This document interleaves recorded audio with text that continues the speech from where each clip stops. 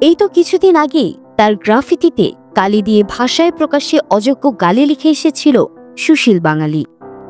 কেউ আবার তার ছবিতে কালো দাগ কেটে রেখেছিল রাগের বশে।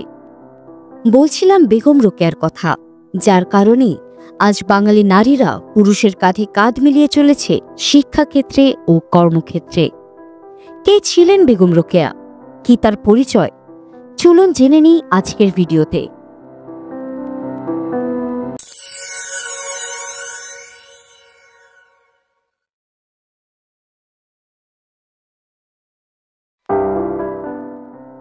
বাঙালি নারী জাগরণের অগ্রদূত মহিষী নারী বেগম রোকেয়া দিবস আজ।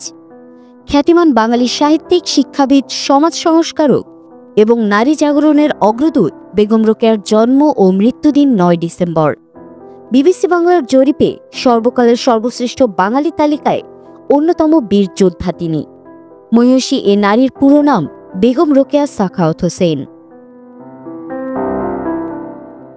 তিনি ১৯৮০ সালের ৯ ডিসেম্বর রংপুর জেলার মিঠাপুকুর উপজেলার পায়রাবন্দ গ্রামে জন্মগ্রহণ করেন।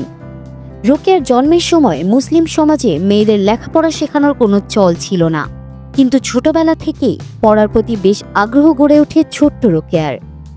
তাই প্রাতিষ্ঠানিক শিক্ষা না থাকলেও পরিবারের সবার অগোচরে বেগম রোকেয়ার তার বড় ভাইয়ের কাছে উর্দু, বাংলা, আরবি ও ফার্সি পড়তে এবং লিখতে শেখেন।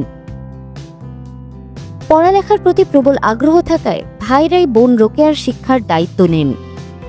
তার জীবনে শিক্ষা লাভ ও মূল্যবোধ গঠনে শুধু ভাই নয়, বড় বোনও উল্লেখযোগ্য ভূমিকা রেখেছিলেন।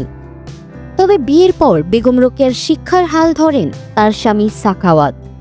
১৮৯৮ সালে বিহারের ভাগলপুরের সৈয়দ সাখাওয়াত হোসেনের সঙ্গে বিয়ে হয় রোকেয়ার। স্বামী সাখাওয়াত হোসেন ছিলেন ডেপুটি ম্যাজিস্ট্রেট।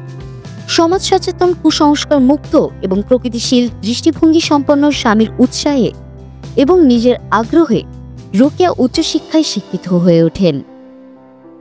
জীবনে শুধু নিজেই শিক্ষিত হতে চাননি রোকেয়া, চেয়েছিলেন শিক্ষার আলোয় আলোকিত করতে পুরো নারী সমাজকে। তিনি তার লেখা সুলতানার স্বপ্নের মাধ্যমে স্বাগত জানিয়েছেন বাংলার অবরোধবাসিনী নারীদের জেগে ওঠার। নারীদের জন্য নির্মিত রোকেয়া শিক্ষা প্রতিষ্ঠানের মাধ্যমেই বাংলার পিছিয়ে পড়া নারীদের কাছে পৌঁছে যায় মুক্তির পয়গাম। তার হাত ধরেই এদেশের নারী সমাজ আজ যেমন দেশ পরিচালনার কাজে সফল, তেমনি সফল অন্যান্য সেক্টরেও।